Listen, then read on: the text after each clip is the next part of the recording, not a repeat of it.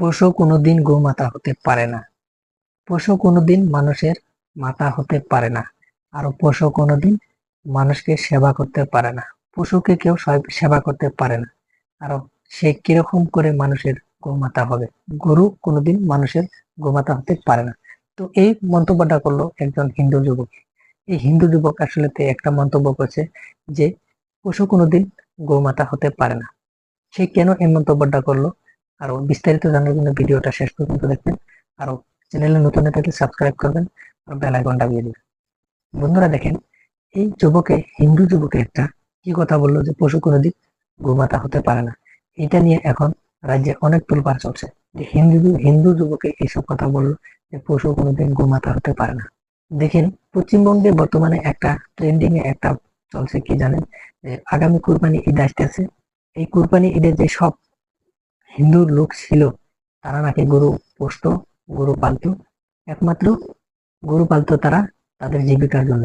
তাদের স্কুল ফিস, আরো লেখাপড়া খরচ, সংসার খরচ, বিজলি খরচ, আরো অন্যান্য খরচ তারা, কিছু কিছু পরিয়াল আছে তারা গরু মোষ পেলে সেইগুলো বিক্রি করে তাদের মানে জীবনটা চলাইতেছে কোন রকম।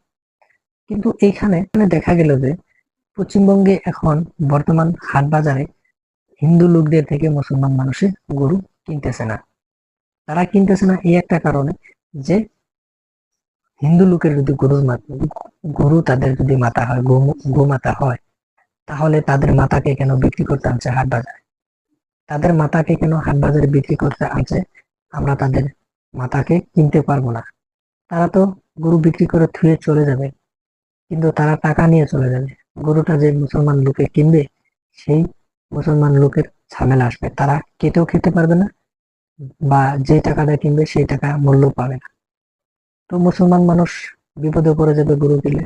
তো সেই জন্য মুসলমান মানুষ এখন বলছে যে আমরা গরু কিনবো না, হিন্দুদের গরু কিনবো না, হিন্দুদের গরু হিন্দুরাই কিনুক। তো সেই জন্য এই যেসব হিন্দু মানুষ বর্তমান গরু পালতেছে, সেই মানুষদের, সেই মানুষ তারা বলতেছে যে এখন কোনো দিন গরু গরু কোনোদিন মাতা হতে পারে না।